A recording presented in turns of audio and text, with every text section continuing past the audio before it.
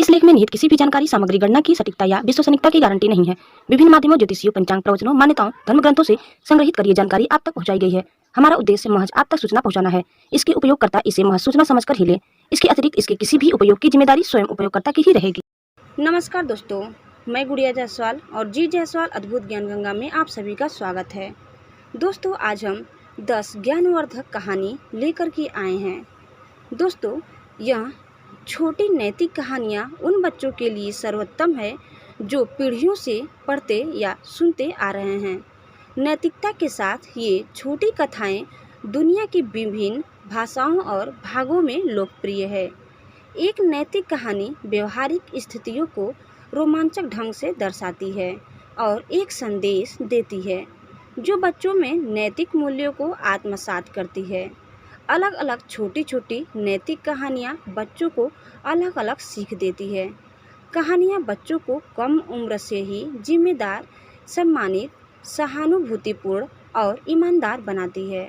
यहाँ हम नैतिकता के साथ 5 बहुत छोटी कहानियों का संक्षेप में वीडियो लाए हैं जो इस प्रकार है। दोस्तों, कुछ मूल्यों और सिद्धांतों के साथ बच्चों का मार्गदर्शन करेगी यह वीडियो। आइए हम आगे बढ़ते हैं और जानते हैं ये पूरे वीडियो के बारे में। दोस्तों, आगे बढ़ने से पहले आप इस चैनल में नए हैं तो प्लीज़ इसे सब्सक्राइब करें। वीडियो को अंत तक देखिए। हमारा यह वीडियो कैसा लगा कमेंट बॉक्स में ज़रूर बताइए। आइए दोस्तों, हम जानते हैं पहला, चूहा और सन्यासी की कहानी। दोस्तों, किसी जंगल में एक सन्यासी तपस्या करता था। जंगल के जानवर उस सन्यासी के पास उपदेश सुनाया आया करते थे। वह सब आकर सन्यासी को चारों ओर से घेर लेते और वह जानवरों को अच्छा जीवन बिताने का उपदेश देता। उसके जंगल में एक छोटा सा चूहा भी रहता था। वह भी रोज सन्यासी का प्रवचन सुनने आता था। एक दिन वह जंगल में यहाँ वहाँ भटक रहा था। साधु को भेंट देने के लिए शायद कुछ ढूंढ रहा था कि एक बिल्ली ने उस पर हमला बोल दिया। दरअसल वह बिल्ली झाड़ियों में छुपकर चूहे पर निगाह रख रही थी। चूहा बहुत डर गया और वहाँ से भाग निकला और सीधा आश्रम आ पहुँचा। वहाँ जाकर चूहा सन्यासी के पैरों में गिर पड़ा और भयभीत स्वर में उसे अपनी दास्तां सुनाने लगा। इसी बीच बिल्ली भी वहाँ आ पहुँची। उसने सन्यासी से आग्रह किया कि उसे उसका शिकार ले जाने दे। सन्यासी बेचारा धर्म संकट में पड़ गया, इसलिए कुछ सोचा और फिर अपनी दिव्य शक्ति से चूहों को एक बड़ी दिल्ली में बदल दिया। अपने से बड़ी बिल्ली को सामने देखकर अपनी बिल्ली वहाँ से भाग गई। अब चूहा बिल्कुल चिंता मुक्त था। वह अब किसी दूसरी बड़ी बिल्ली की भांति जंगल में विचरण करने लगा। दूसरे जानवरों को डराने के लिए वह जोर से घुर्राना भी सीख गया था। बिल्लियों से बदला लेने के लिए वह उनसे भिड़ जाता। बहुत सी बिल्लियाँ उसने मार डाली थी, लेकिन चूहे का यह चिंता मुक्त जीवन ज़्यादा लंबा नहीं चला। एक दिन एक लोमड़ी ने उस पर झपट्टा मारा। अब एक नई समस्या उठ खड़ी हुई।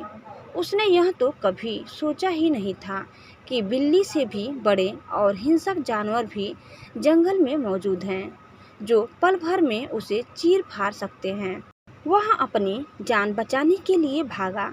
किसी तरह वह लोमड़ी से बचकर फिर सन्यासी के आश्रम आ पहुंचा।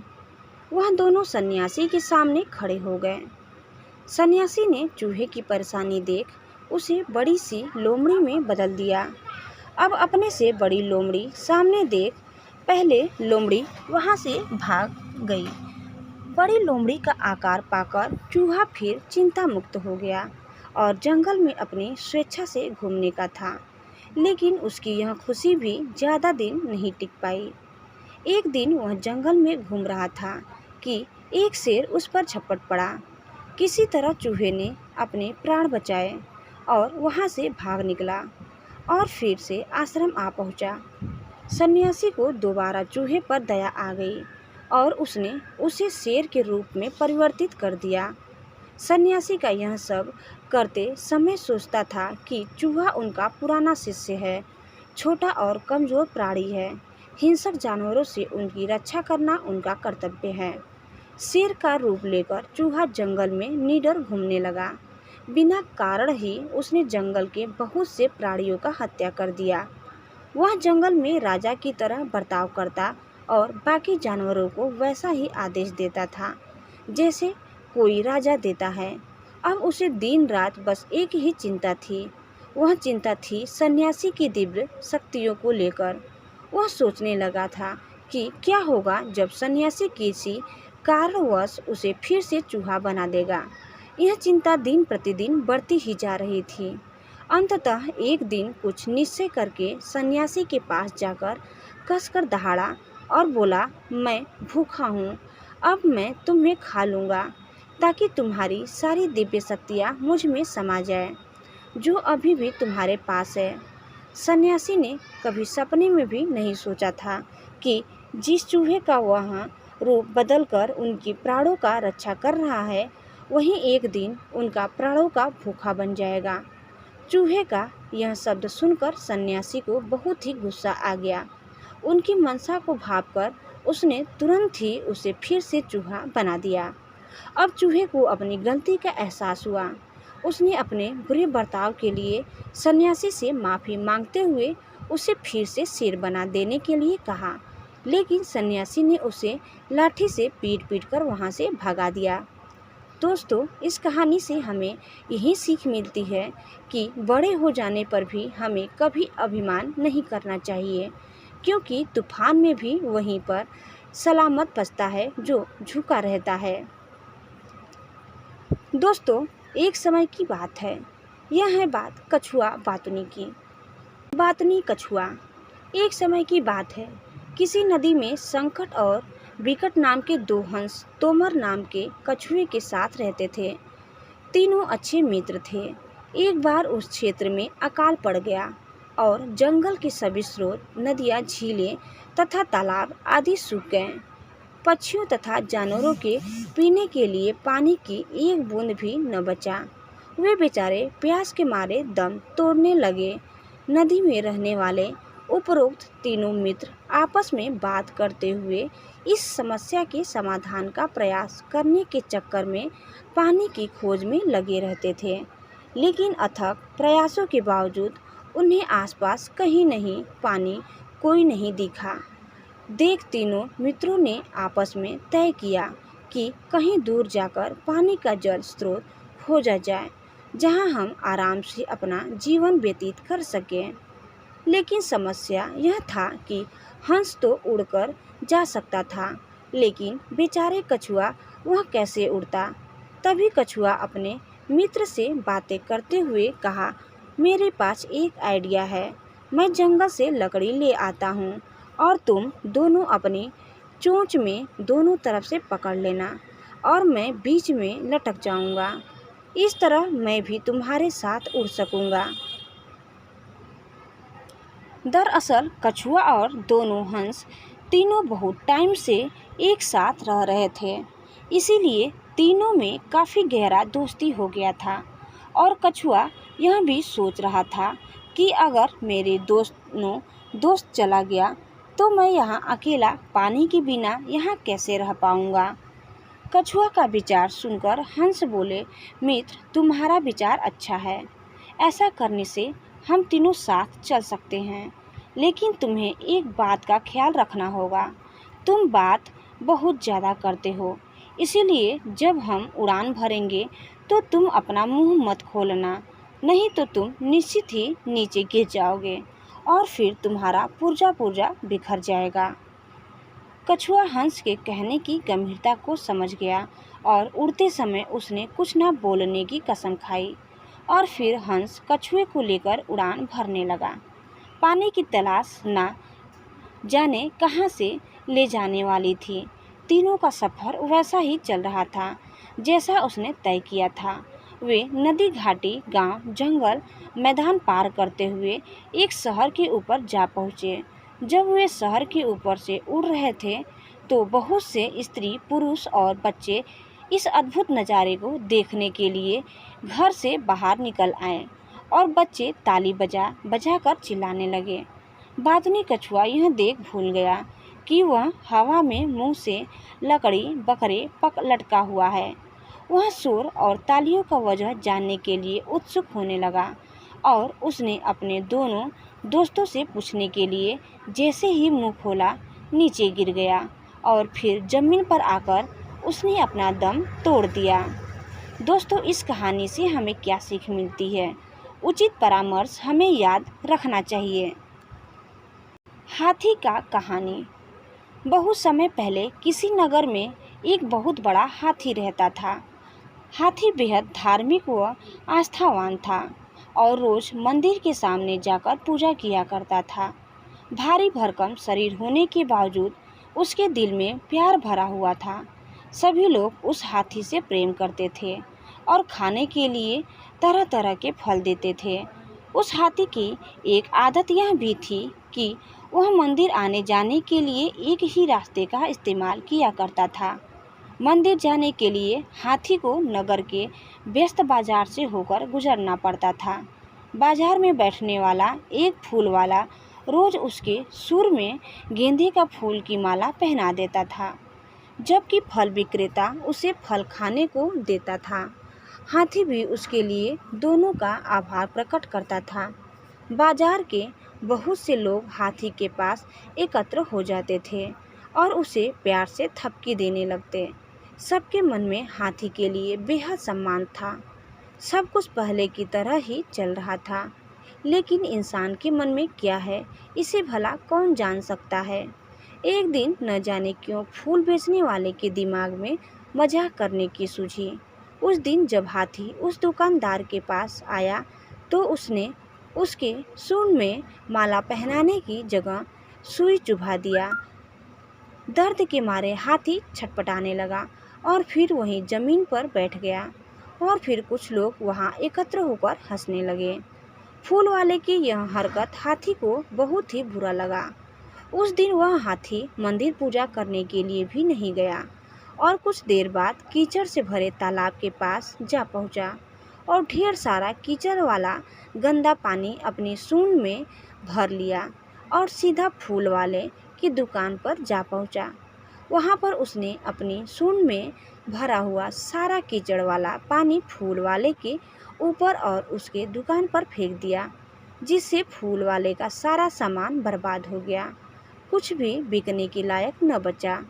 फूल वालों को अपना गलती का एहसास हो गया। दोस्तों, इस कहानी से हमें क्या सीख मिलती है? जैसे आदमी करता है वैसे आदमी को भरना पड़ता है।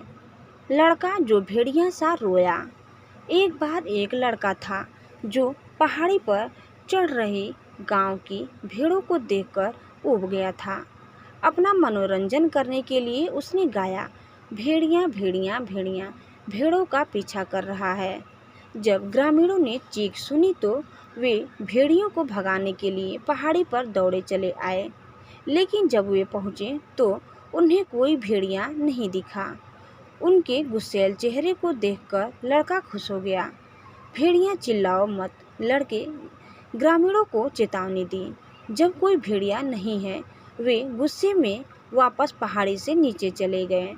बाद में चरवाहा लड़का एक बार फिर चिल्लाया, भेड़िया भेड़िया भेड़िया भेड़ों का पीछा कर रहा है। अपने मनोरंजन के लिए उसने देखा कि भेड़ियों को डराने के लिए ग्रामीण पहाड़ी पर दौड़ रहे हैं। जैसा कि उन्होंने देखा कि कोई भेड़िया नहीं था, उन्होंने सख्ती से कहा, अपनी भयभीत चीख को छोड़ दे। जब वास्तव में भेड़िया है, जब कोई भेड़िया न हो तो भेड़िया मत रो। लेकिन जब वे एक बार फिर पहाड़ी से नीचे उतर रहे थे तो लड़का उनकी बातों पर मुस्कुराया। बाद में लड़के ने एक असली भेड़ियों को अपने झुंड के चारों ओर से चुपके से देखा।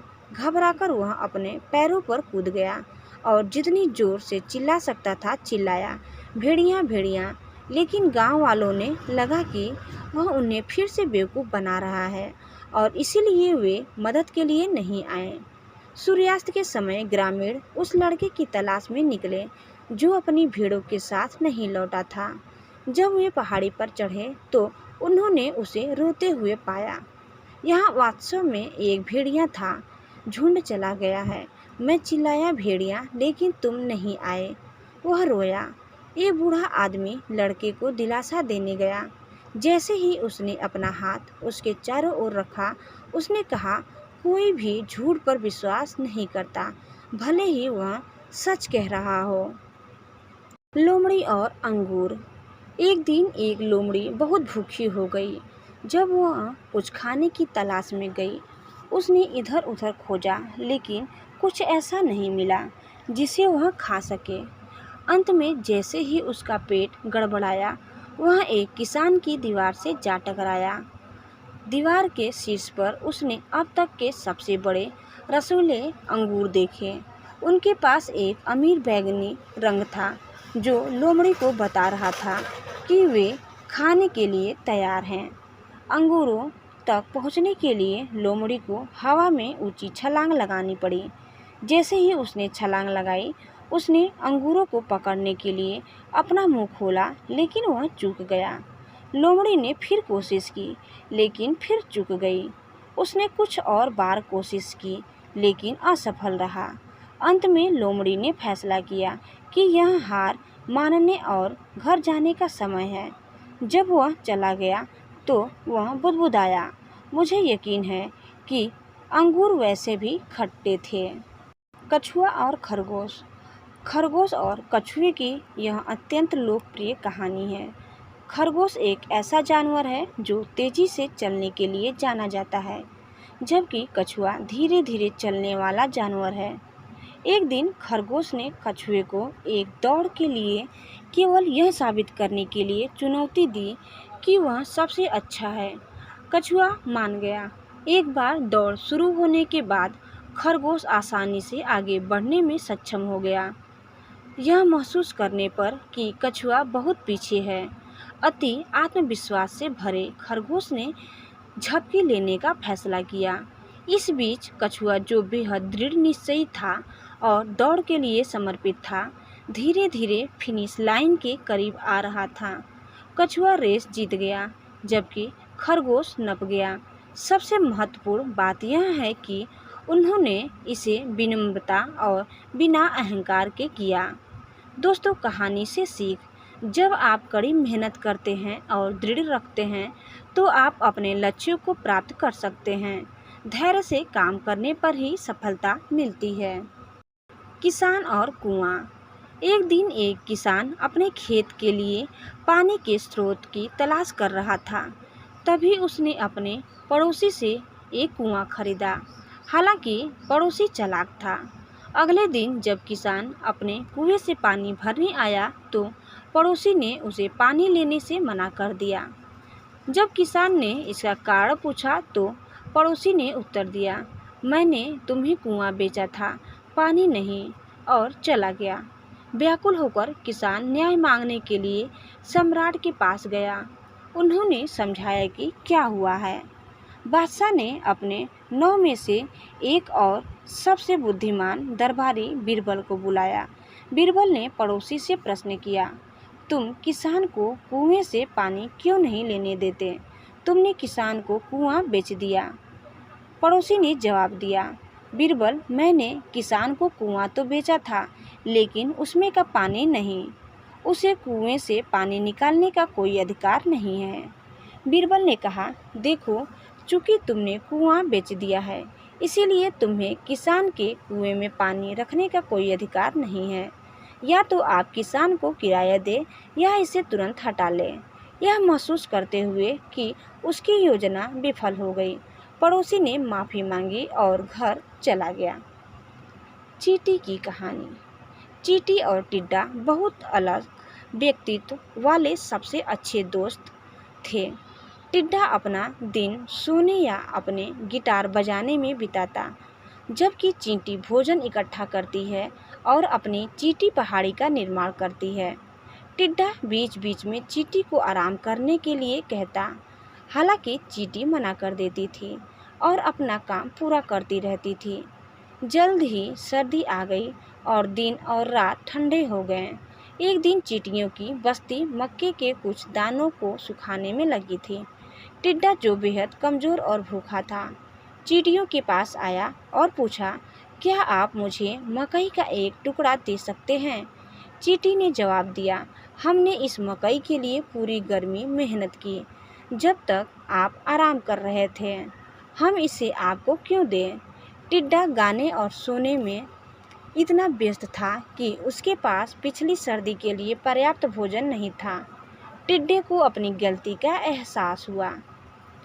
दोस्तों, ब्राह्मण का सपना है। एक गरीब ब्राह्मण एक गांव में बिल्कुल अकेला रहता था। उसका कोई दोस्त या रिश्तेदार नहीं था। वह कंजूस होने के लिए जाना जाता था और वह भीख मांगकर जीवन यापन करता था। भिक्षा के रूप में जो भोजन उसे मिलता था, वह उसे मिट्टी के बर्तन में रखा जाता था, जिसे उसके बिस्तर के पास लटका दिया जाता था। इससे उन्हें भूख लगने पर आसानी से भोजन मिल जाता था। एक दिन उसे चावल की इतनी खीर मिली कि खाना पूरा करने के बाद भी उसके बर्तन में इतना बचा हुआ था। उस रात उसने सपना देखा कि उसका बर्तन चावल की दलिया से भर गया और अगर कोई अकाल पड़ता है तो वह भोजन बेच सकता है और उससे चांदी कमा सकता है। इस चांदी का उपयोग तब बकरियों की एक जोड़ी खरीदने के लिए किया जाता था, जो जल्द ही बच्चे पैदा करेंगी और एक झुंड बनाएंगी। बदले में इस झुंड को भैंसों के लिए व्यापार किया जा सकता था, जो दूध देते थे, जिससे वह डेयरी उत्पाद बना सकते थे। इन उत्पादों को अधिक पैसों में बाजार में बेचा जा सकता था। यह पैसा उसे एक अमीर महिला से शादी करने में मदद करेगा और साथ में उनका एक बेटा होगा, जिसे वह समान रूप में डांट और प्यार कर सकता है। उसने सपना देखा कि जब उसका बेटा नहीं सुनेगा तो वह छड़ी लेकर उसके पीछे दौड़ेगा। स्वप्न में लेपटे हुए ब्राह्मण ने अपने बिस्तर के पास छड़ी उठाई और छड़ी से हवा मारना शुरू कर दिया। इधर उधर भागते दौड़ते उसने मिट्टी के बर्तन को डंडे से मारा। बर्तन टूट गया और सारा सामान उसके ऊपर गिर गया। ब्राह्मण चौंक कर उठा और उसे एहसास हुआ कि सब कुछ एक सपना था। दोस्तों, कहानी से शिक्षा: हवा में महल नहीं बनाना चाहिए। राजा की पेंटिंग। एक राजा था जिसके केवल एक पैर और एक आंख थी, लेकिन वह एक शासक के रूप में उदार और सक्षम था। एक दिन अपने महल में टहलते हुए राजा की नज़र दालान के किनारे अपने पूर्वजों के चित्रों पर पड़ी। वह यह थी चाहता था कि उसका चित्र एक कलाकार द्वारा चित्रित किया जाए, लेकिन वह अनिश्चित था कि उसकी शारीरिक असामान्यताओं के कारण यह कैसे बनेगा। राजा ने पूरे राज्य के सभी चित्रकारों को आमंत्रित किया और पूछा कि कौन सा उसका सुंदर चित्र बना सकता है। चित्रकार इस बात को लेकर असमंजस में थे कि केवल एक पैर और एक आंख से राजा का सुंदर चित्र कैसे बनाया जाए। सभी चित्रकारों ने विनम्रतापूर्वक राजा की पेंटिंग बनाने से मना कर दिया। तभी एक युवा चित्रकार आगे आया और उसने राजा का एक सुंदर चित्र बनाना सुनिश्चित किया। कुछ दिनों के बाद युवा चित्रकार ने दरबार में उस चित्र का अनावरण किया, जिसमें राजा को एक पैर से घोड़े पर बैठे हुए, धनुष को पकड़ते हुए और एक आंख बंद करके तीर का निशान लगाते हुए देखा गया था। चित्रकला में राजा में शारीरिक कमियों का कोई चिन्ह नहीं था। राजा यह देखकर प्रसन्न हुआ कि चित्रकार ने रचनात्मक रूप से राजा की सकारात्मक विशेषताओं को प्रस्तुत किया था, लेकिन असामान्यताओं को उजागर नहीं किया था।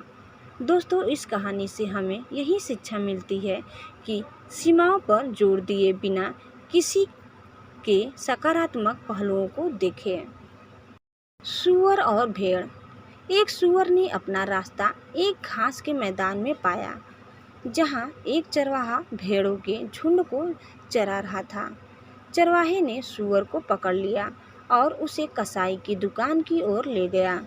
जब वह जोर जोर से रोने लगा और छूटने के लिए संघर्ष करने लगा, भेड़ ने सूअर से कहा, चरवाहा हमें नियमित रूप से पकड़ता है और हमें इस तरह घसीटता है और हम कोई शोर नहीं करते।